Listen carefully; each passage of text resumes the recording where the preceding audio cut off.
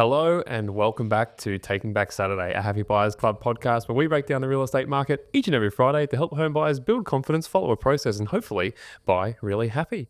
I'm your host, Chayse Jones, and joining me, as he does each and every day of each and every week, it's my mate, Sam Hunter. And I'd say every second podcast.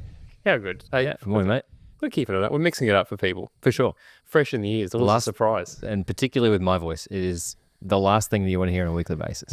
Mate, we are coming into Australia Day weekend, which is usually a bit of a line in the sand for the start of the new year. Everyone's back from their jaunts, and we are in the thick of it.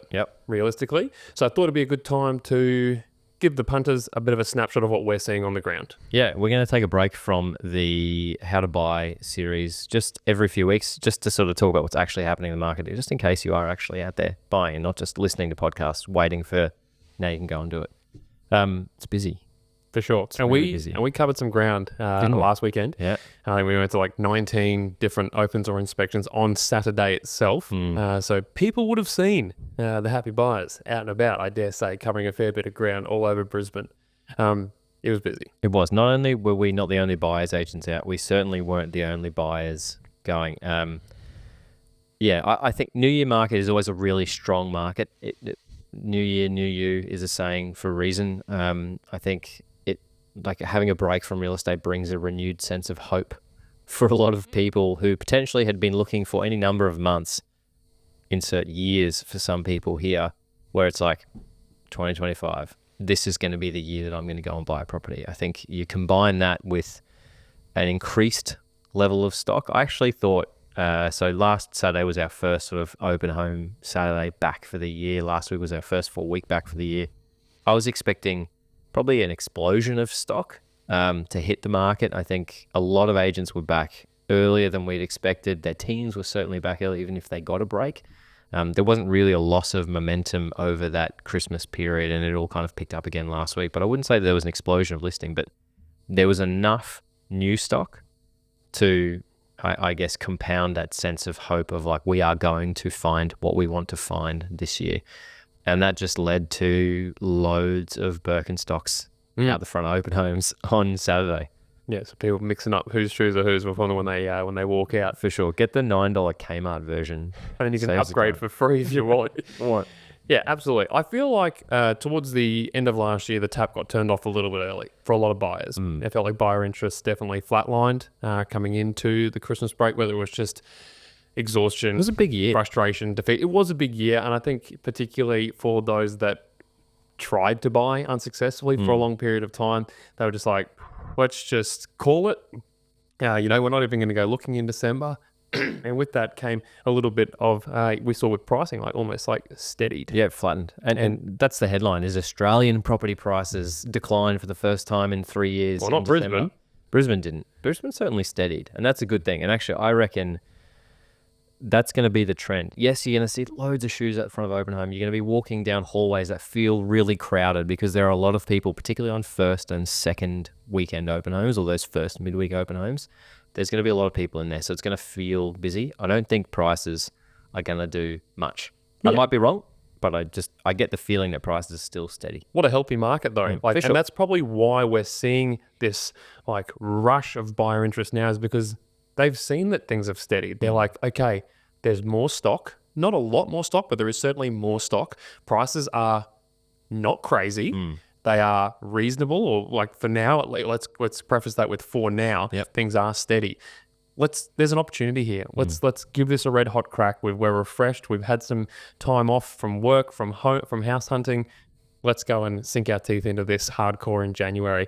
And that's where we find ourselves. Whether that remains, if we're still going to see 20 sets of shoes out the front of every single open home on weekend one, first open, I dare say that prices might, just due to competition, are going to start to rise. Definitely. And I think that's the value of more choice in a marketplace is everybody doesn't feel like they have to go and buy just that one thing.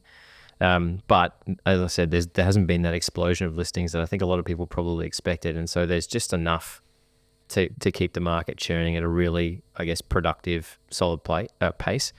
I will say that good properties are still attracting good offers. We bought a place on the weekend against multiple offers. We're pretty happy with what we paid, I think. At the end of the day, our clients certainly very happy with what they paid. There was a little bit more left in the tank for us. And I think it was probably conditions that got across the line rather than having to feel like you had to go an extra few percent just to secure it. And I think if you're listening to this and you find yourself in that same situation, what we're seeing a lot is there's a lot of best and final offer kind of campaigns that are out there in the market, whether they're closing tomorrow as you're listening to this, like 25th of January, or whether they're closing 1st or 12th of Feb versus auction. I think that's because before agents want to put the public result out there and go to auction, they want to get a sense for how competitive is the market. Are prices, as we think, steady, or are they going nuts, or are they maybe not quite steady? So it's a lot of behind closed doors, multiple offers, momentum selling, if you want to call it that, before you'll start to see there be a ramp up in auction campaigns between now and Easter. Absolutely. And yeah, you're not wrong. Like there are certainly I certainly went to the Southside Buyers Agents Conference, Didn't you? Convention over at a particular property at Coorparoo on the weekend. There would have easily been 50 groups at this thing. That's what you get for the most searched suburb in Brisbane, apparently. Shout out to Coorparoo. What up?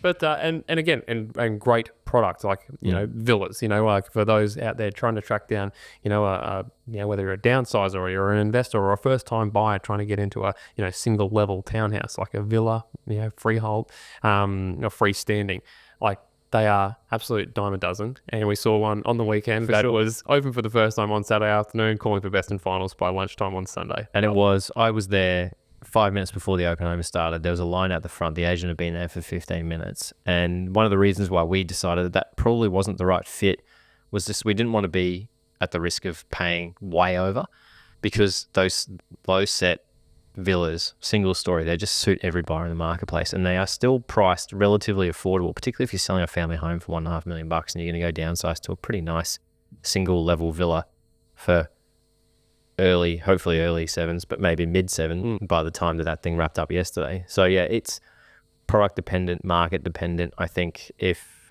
there's going to be a real reluctance for real estate agents to price any property early because they don't want to get it wrong. Either way, like if they go too cheap, they're going to attract all these people through there and no one really knows what to pay. And if they go too high, I do think that there is enough stock on the market and there is enough fairness in the market that if you slapped an asking price on a property that was so far above, it was just a hit and hope kind of price, that the market would react and say, cool, we'll see you in 4 weeks time when you've changed that, because no one's going to make you that offer. And I think that's probably something that buyers will have noticed a bit of a shift from the end of last year to now. There was a lot of properties with prices on at the end of last year, and a lot of those sellers probably needed results. So they're like, how can I get as many eyeballs on this thing as possible? I'm going to put a price on there, which is going to attract people to not scroll past because it's by negotiation or auction, which, there are some buyers out there that are just like, oh, spare me on that. I don't want to do the DD on that. I don't want to dive deeper and find out what this is actually worth. Now we're going to see a lot more of that. There's interest in the market. Agents, like you said, they'll want to get people sort of thinking, what is this actually worth to me? Yeah. And whether that's going to drive emotion and emotional prices, maybe. It's going to be an interesting first quarter, I think. I think it's going to remain busy right up through Easter. So strap in. It's going to be a big, call it 10 weeks. I'd agree with that. And you make a really good point about people getting potentially emotionally carried away at this time. If you've had that desire to buy a house for a while, whether you've been looking or whether you've just made the decision to get into the market now, that whole new year, new you mentality, this is the year we're buying a house, can actually work in reverse a little bit too, because you're like, we said we were buying this year. We need to buy anything at any cost. Do your homework. We're going to talk about doing your homework really well as this buyer series continue, everything like that. But slow down to speed up. That's the first time I've said that in 2025. It's not going to be the last. Do your homework. Ask all the right questions. Even if there is 40 other people in that open home, grab the agent, grab their associate, and just ask them everything that you feel you need to know so that you can make a confident decision to make an offer or walk away. Don't get caught up in the hype. It will, as you said, it will be busy from now to Easter. It's probably going to be busy after Easter as well. And that is ignoring what may or may not happen with interest rates. They're going to stay on hold, in my opinion. Happy to be wrong.